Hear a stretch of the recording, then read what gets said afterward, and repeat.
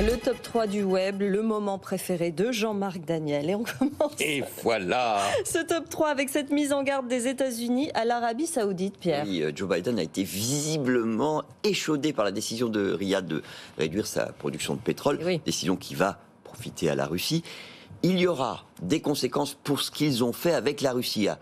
Préciser, je ne sais pas si le terme est bien choisi, a dit le président américain sur CNN, sans justement expliciter ce qu'il entendait par conséquence. Alors comment on peut savoir de quoi voulait parler le président américain? Eh bien, il faut regarder ce que dit le chef de la commission des affaires étrangères du Sénat, qui était plus explicite lui. Il menace de bloquer toute future vente d'armes à l'Arabie Saoudite. Alors, Jean-Marc, est-ce que vous voyez vraiment Washington mettre de telles menaces à exécution? Non, je pense que Washington gardera une alliance privilégiée avec l'Arabie, surtout dans le contexte de ce qu'on appelle maintenant l'alliance d'Abraham, c'est-à-dire une sorte de pacification du Moyen-Orient, si tant est qu'on en soit déjà là, avec l'insertion d'Israël dans le processus. Donc, en revanche, ce que je pense, c'est que ce qui se passe en Iran incite les Saoudiens à considérer que maintenant, ils ont besoin de moins de soutien extérieur, parce que leur ennemi traditionnel, qui est l'Iran, est en difficulté. Est plutôt en grande difficulté. Regarde, ça c'est sûr.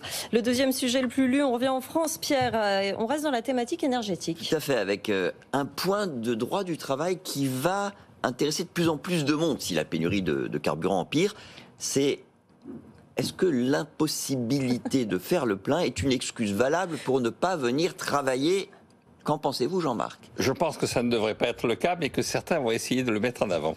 Parce que la réponse est clairement non. Un salarié qui ne peut pas utiliser sa voiture parce qu'il n'a pas trouvé de carburant, il doit trouver une solution alternative. Par exemple, le covoiturage, ou alors il doit poser des congés. La difficulté à trouver du carburant n'est pas considérée comme un cas de force majeure. En revanche, un employeur ne peut pas sanctionner un salarié pour ne pas avoir anticipé son absence. Dans ce cas précis, en fait, le salarié n'a pas commis de faute.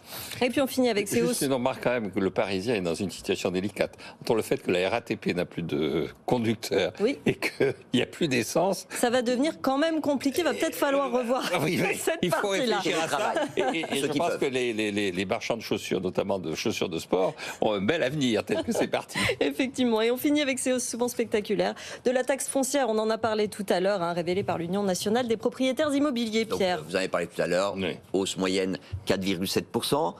On sait que dans certaines communes, la facture explose.